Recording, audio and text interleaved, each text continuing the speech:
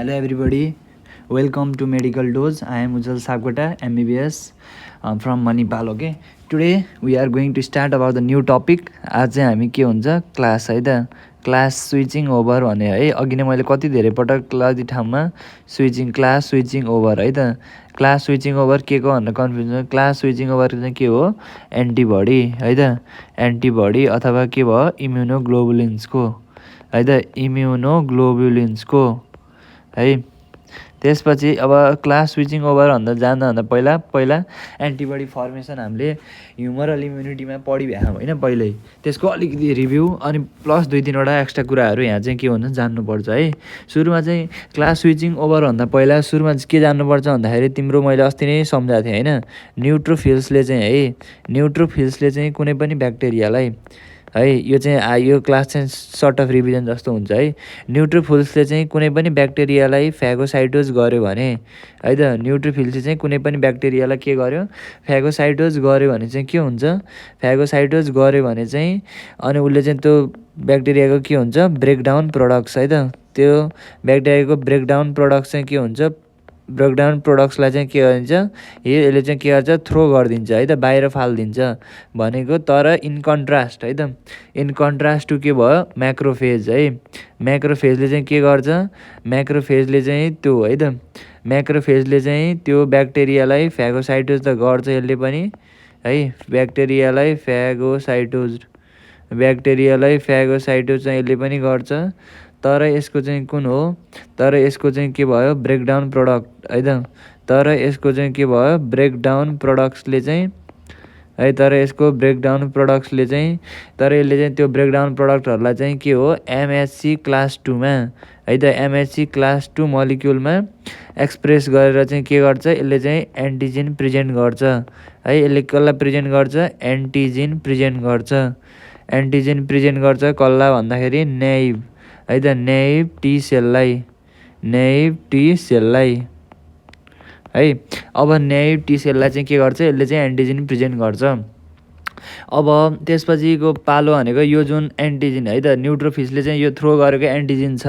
है यो थ्रो गर्छ है यसले चाहिँ एन्टिजिनलाई अनि त्यो चाहिँ के त जान्छ भन्दाखेरि लिम्फ है लिम्फको थ्रु चाहिँ के जान्छ लिम्फ नोडमा जान्छ है त त्यो चाहिँ के को थ्रु लिम्फको थ्रु चाहिँ कहाँ जान्छ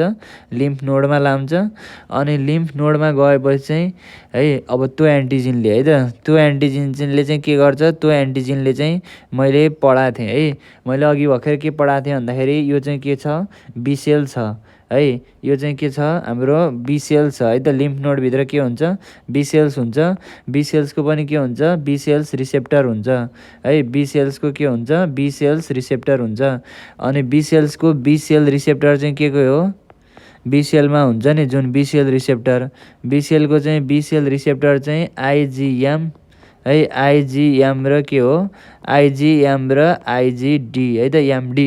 एमडी गरेको मान्छे चाहिँ बिसेलमा बस्यो भनेर पनि सम्झिन सकिन्छ है यो चाहिँ के भयो बिसेल है बिसेल अनि यो एन्टिजिनले चाहिँ गएर बिसेलमा स्टिमुलेट गरिदियो है हेर है बिसेल रिसेप्टर भनेको इटसेल्फ के भयो इम्युनोग्लोबुलिन है तर त्यो जस्तो पाए त्यस्तै इम्युनोग्लोबुलिन हुन्न है यदि यो एन्टिजिन चाहिँ साल्मोनेलाको छ भने चाहिँ यो एन्टिजिन गएर चाहिँ साल्मोनेलाकै अगेन्स्टमा बनेको एन्टिबडीमा गएर फिट हुन्छ है त बिसेलभित्र पनि बिसेलको नि के हुन्छ डाइभर्सिटी हुन्छ है त बिसेलको नि के हुन्छ डाइभर्सिटी हुन्छ है डाइभर्सिटी हुन्छ बिसेलको रिसेप्टरको पनि के हुन्छ डाइभर्सिटी हुन्छ है बिसेलको रिसेप्टरको पनि के हुन्छ डाइभर्सिटी हुन्छ है अनि अब यहाँ आइजिएम छ है त अनि त्यसपछि आइजिएम र के भयो आइजिडी है यिनीहरू चाहिँ त्यसकै लागि बनेको है साल्मोनेलाको एन्टिजिन छ भने चाहिँ साल्मोनेलाकै लागि बनेको एन्टिबडीमा गएर चाहिँ यिनीहरू फिट भयो है यिनीहरू चाहिँ मानौँ फिट भयो भने चाहिँ के निकाल्छ भन्दाखेरि बिसेलले चाहिँ के हुन्छ बिसेलले चाहिँ आइजिएम है मैले भनेको सम्झ्यो है सबै आइजिएम क्लास के भन्छ आइजिएम क्लासको चाहिँ के बनाउँछ एन्टिबडी प्रोडक्सन गराउँछ है आइजिएम क्लासको एन्टिबडी प्रोडक्सन गराउँछ है आइजिएम क्लासको चाहिँ के हुन्छ एन्टिबडी प्रोडक्सन गराउँछ है एन्टिबडी प्रोडक्सन गराउँछ है नि त अब यसले गर्दा चाहिँ के हुन्छ एन्टिबडी प्रोडक्सन गराउँछ है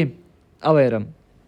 अब यसले चाहिँ के गर्छ एन्टिबडी प्रडक्सन गर्यो है त एन्टिबडी प्रडक्सन गर्यो अनि यो बी सेल चाहिँ के हुन्छ भन्दाखेरि एन्टिबडी प्रडक्सन गर्छ। त्यसैले सुरुमा चाहिँ के हुन्छ तिम्रो जब इन्फेक्सन हुन्छ है त तब इन्फेक्सन हुन्छ तब चाहिँ सुरुमा के हुन्छ फर्स्टमा चाहिँ के बन्ने हो आइजिएम बन्ने हो है आइजिएम बन्ने हो सुरुमा है त सुरुमा चाहिँ के बन्ने हो आइजिएम एन्टिबडी बन्ने हो किनकि यो प्रोसेस चाहिँ एकदम क्विक हुन्छ। अब अर्को प्रोसेस है त अब अर्को प्रोसेस के हुन्छ भन्दाखेरि यो म्याक्रोफेज है त अब हामीले यहाँ चाहिँ अब म्याक्रोफेजलाई लियौँ है यो म्याक्रोफेजले चाहिँ कसलाई एन्टिजेन प्रेजेन्ट गर्छ म्याक्रोफेजले चाहिँ एन्टिजेन प्रेजेन्ट गर्ने चाहिँ केलाई हो हाम्रो म्याक्रोफेजले चाहिँ टी सेललाई है त म्याक्रोफेजले चाहिँ टी सेललाई है त म्याक्रोफेजले चाहिँ टी सेललाई एन्टिजेन प्रेजेन्ट गर्यो है म्याक्रोफेजले चाहिँ टी सेललाई एन्टिजेन प्रेजेन्ट गर्यो है अनि म्याक्रोफेजले चाहिँ के को फर्ममा यो चाहिँ के हो यो चाहिँ एमएचसी है त यो चाहिँ एमएचसी क्लास 2 को फर्ममा चाहिँ के हुन्छ यो चाहिँ टी सेल रिसेप्टर है यो टी सेल रिसेप्टर यो CD4 मलिक्युल है यो CD4 प्रोटिन मैले हिजो पढाइ भएँ है यो चाहिँ के भयो तिम्रो यो चाहिँ टी सेल रिसेप्टर है यदि टी सेल रिसेप्टरमा गएर यो जसको लागि बनेको टी सेल हो भनेको यदि यो साल्मोनेलाको लागि बनेको यो टी लिम्फोसाइट छ भने यदि त्यसमै गएर फिट भयो भने है त्यो फिट भयो भने चाहिँ बल्ल के हुन्छ अनि CD4ले चाहिँ के हो एमएचसी क्लास 2 बाट आएको हो कि होइन भनेर चेक गर्छ है हामीले पहिलाको भिडियोमा यो डिटेल पढिभ्याम है त्यसपछि यदि यो दुइटै कुरा मिट भयो भने यहाँ के हुन्छ CD3 मलिक्युल स्टिमुलेट हुन्छ है अब त्यो इन्टरसेलुलर पाथवे म अब त्यो डिटेल गइनँ है CD3 मलिक्युल स्टिमुलेट भएपछि के हुन्छ यो चाहिँ आइदर टी हेल्पर 1 अथवा टी हेल्पर 2 अहिले चाहिँ मानौँ कि टी हेल्पर 2 मा कन्भर्ट भयो है त यो टी हेल्पर 2 मा के छ टी हेल्पर 2 मा चाहिँ कन्भर्ट भयो है त्यसको लागि चाहिँ म्याक्रोफेजले के सेक्रेट गर्छ त्यसको लागि चाहिँ म्याक्रोफेजले है त त्यसको लागि चाहिँ म्याक्रोफेजले चाहिँ इन्टरल्युकिन है त्यसको लागि म्याक्रोफेजले इन्टरल्युकिन 1 सेक्रेट गर्छ है त इन्टरल्युकिन 1 सेक्रेट गर्छ मैले पहिलाको भिडियोमा एडेप्टिभ इम्युनिटीमा सबै पढाइरहेको छु प्लिज एकपल्ट त्यो हेरेर आऊ अनि पुरै यो बुझिन्छ है त इन्टरल्युकिन 1 सेक्रेट गर्यो भने चाहिँ TH2 मा कन्भर्ट गर्छ है अनि हेल्पर टी सेल चाहिँ के भयो TH2 मा कन्भर्ट भएपछि त्यसले चाहिँ के सिक्रेट गर्छ भन्दाखेरि त्यसले चाहिँ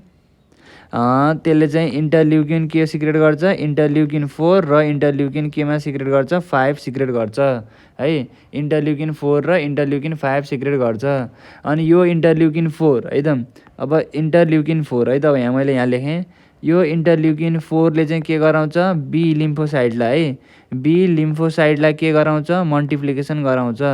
है त यसले चाहिँ के गराउँछ बी लिम्फोसाइटलाई मल्टिप्लिकेसन गराउँछ अनि इन्टरल्युकिन 5 ले चाहिँ के हुन्छ बी लिम्फोसाइटलाई चाहिँ के गराउँछ डिफ्रेन्सिएसन गराउँछ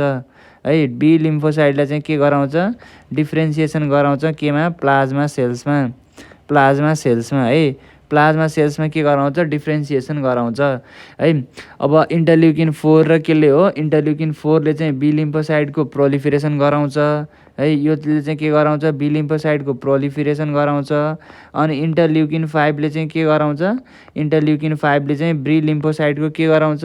बी लिम्फोसाइटको चाहिँ डिफ्रेन्सिएसन गराउँछ है केमा भन्दाखेरि प्लाज्मा सेलमा के गराउँछ डिफ्रेन्सिएसन गराउँछ है प्लाज्मा सेलमा केमा डिफ्रेन्सिएसन गराउँछ। अब यसपछि के बुझ्नु पर्यो है भने अहिलेसम्म के छ अहिलेसम्म त आइजिएम मात्रै बनाहा है अब प्लाज्मा सेलमा डिफ्रेन्सिएट भएपछि चाहिँ अरूहरू पनि बनाउँछ है त भनेको आइजिजी है त्यसपछि के भयो आइजिजी आइजिई है यो चाहिँ एउटा एन्टिबडी है आइजिएमबाट चाहिँ के भयो आइजिजी आइजिईमा गयो यसलाई चाहिँ के भन्छ स्विच ओभर भनिन्छ है त स्विच ओभर चाहिँ के को कारणले हुन्छ भन्दाखेरि स्विच ओभर चाहिँ टी लिम्फोसाइटले है त टी लिम्फोसाइटले सेक्रेट गरेको एन्टिजिनको आधारमा हुन्छ है जस्तै इन्टरल्युकिन 4 र इन्टरल्युकिन 5 त के गर्यो इन्टरल्युकिन 4 र इन्टरल्युकिन 5 त सबैमा भयो प्लस है इन्टरल्युकिन 4 र इन्टरल्युकिन 5 त सबैमा भयो इन्टरल्युकिन 4 इन्टरल्युकिन 5 है प्लस के भयो इन्टरल्युकिन 6 है इन्टरल्युकिन 6 र इन्टरफेरन गामा यो पनि सिक्रेट गर्यो भने चाहिँ के हुन्छ त्यसले अब प्लाज्मा सेलले चाहिँ के बनाउन थाल्छ आइजिजी बनाउन थाल्छ है अब हेर है त 4 है, अनि त्यसपछि इन्टरल्युकिन 5 है, इन्टरल्युकिन 4 इन्टरल्युकिन 5 अनि त्यसपछि है टिजिएफ है त, टिजिएफ transformation growth factor beta secrete गऱ्यो भने चाहिँ के बनाउँछ भन्दाखेरि इम्युनोग्लोबुलिन्स के बनाउँछ, इम्युनोग्लोबुलिन ए बनाउँछ है, इम्युनोग्लोबुलिन्स ए बनाउँछ है। त्यसपछि इन्टरल्युकिन 4 है त, त्यसपछि इन्टरल्युकिन 4 को अमाउन्ट चाहिँ अलिकति कम है, अनि इन्टरल्युकिन 5 को अमाउन्ट है, इन्टरल्युकिन 5 को अमाउन्ट चाहिँ धेरै है, इन्टरल्युकिन 5 को अमाउन्ट चाहिँ टु मच एक्सेसिभ भयो भने चाहिँ के हुन्छ भन्दाखेरि इम्युनोग्लोबुलिन्स ई को प्रोडक्सन हुन्छ है। यो चाहिँ स्विच ओभर भयो केदेखि भन्दाखेरि आइजिएमदेखि केमा स्विच ओभर भयो, आइजिजी है, आइजिए है, आइजिईमा चाहिँ के भयो, स्विच ओभर भयो। किन यो स्विच ओभर भएको हो, किन स्विच ओभर भयो भन्दाखेरि टी लिम्फोसाइटले सर्टन साइटोकाइन्सहरू बनायो है, जस्तै इन्टरल्युकिन 4 र इन्टरल्युकिन 5 त जुनमा पनि चाहिन्छ, किनकि इन्टरल्युकिन 4 भनेको बिसेललाई प्रोलिफरेसन गराउनु पर्यो है, अनि इन्टरल्युकिन 5 भनेको चाहिँ के हो, बिसेललाई डिफ्रेन्सिएट गराउनु पर्यो प्लाज्मा सेल्समा, plus extra interleukin 6 plus interferon gamma secrete गऱ्यो भने इम्युनोग्लोबुलिन जी बन्छ है, plus transformation growth factor beta secrete गऱ्यो भने इम्युनोग्लोबुलिन ए बन्छ। इन्टरल्युकिन 4 को अमाउन्ट चाहिँ अलिकति कम, इन्टरल्युकिन 5 को अमाउन्ट चाहिँ धेरै भयो भने चाहिँ यो चाहिँ के भन्छ, यो चाहिँ इम्युनोग्लोबुलिन ई हुन्छ है, इम्युनोग्लोबुलिन के हुन्छ, ई हुन्छ।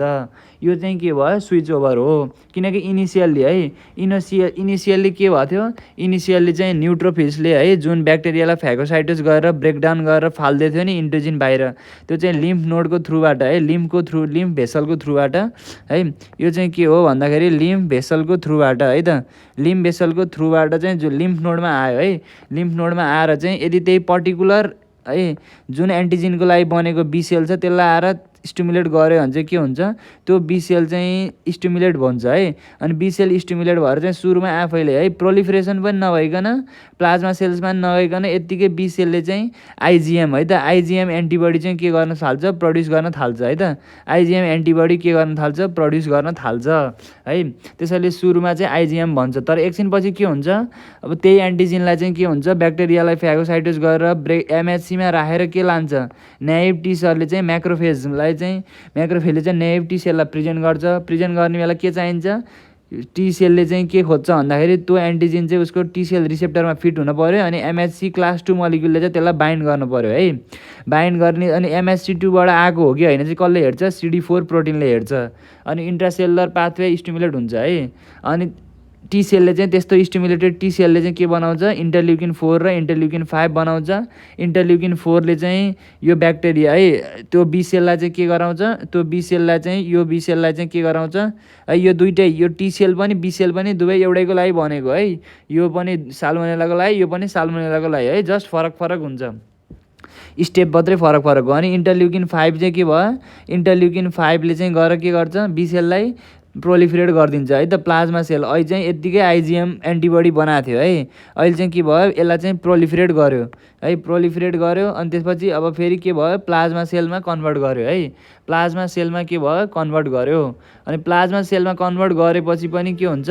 अनि त्यसपछि स्विच ओभर हुन्छ है त, स्विच ओभर केमा हुन्छ भन्दाखेरि अरू इम्युनोग्लोबुलिन है त, आइजिएम मात्रै बनाउने हो त, अहिले त आइजिएम मात्रै बनेको थियो, अब आइजिजी र आइजिई पनि बनाउनु पऱ्यो नि होइन, यदि इन्टरल्युकिन है त, यदि इन्टरल्युकिन 4 है त, यदि इन्टरल्युकिन 4 र है, यदि इन्टरल्युकिन 4 अनि त्यसपछि इन्टरल्युकिन 5 है, अनि त्यसपछि इन्टरल्युकिन 4 इन्टरल्युकिन 5 अनि त्यसपछि हाम्रो